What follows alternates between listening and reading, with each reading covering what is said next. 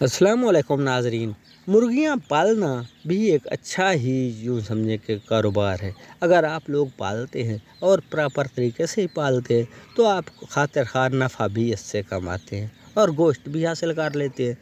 और जो तरीक़ाकार है साबका या कि पुराना तरीक़ाकार, तो वो ये है कि मुर्गी जो है वो अंडों पर बिठाई जाएगी, फिर 20 दिन बाद बच्चे निकलेंगे और फिर उन्हीं बच्चों को जो वो मुर्गी होती है वही पालती है, यानी कि उनका ख्याल रखती है, उनकी हिफाजत करती है।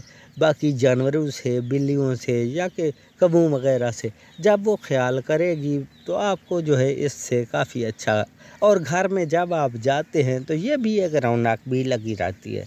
जब आप ये मुर्गियां देखते हैं और उनके बच्चे देखते हैं या बच्चे देखते हैं अपने आप के, तो फिर वो खुशी होते हैं। ये देखें, आपको भी खूबसूरत ही लग रहा होगा कि क्योंकि जो मुर्गियां हैं, मुर्गियों का कोई इतना ज़्यादा ख़र्चा नहीं होता। अगर ये बात ज़रूर है कि आप हिसाब से ज़्यादा ही कर लेते हैं और फार्म बनाते हैं तो फार्म में इतना ज़्यादा प्रॉफिट नहीं है।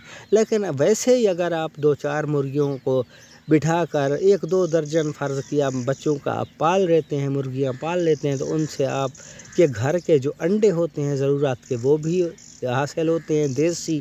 और दूसरा ये है कि इनसे आप गोश्त भी हासिल कर लेते हैं। आपका कोई मेहमान आ गया या दोस्त आ गया तो उनको आप ज़िब्ह करके इनका गोश्त भी खिला सकते हैं। तो नाज़रीन, ये देखें, ये बहुत ही खूबसूरत लग रही है। मिलते हैं इंशाअल्लाह नेक्स्ट वीडियो में। उस वक्त तक के लिए इजाज़त दीजिए। अल्लाह आप सब को अपनी हिफ्ज़-ओ-अमान में रखे। अल्लाह हाफ़िज़।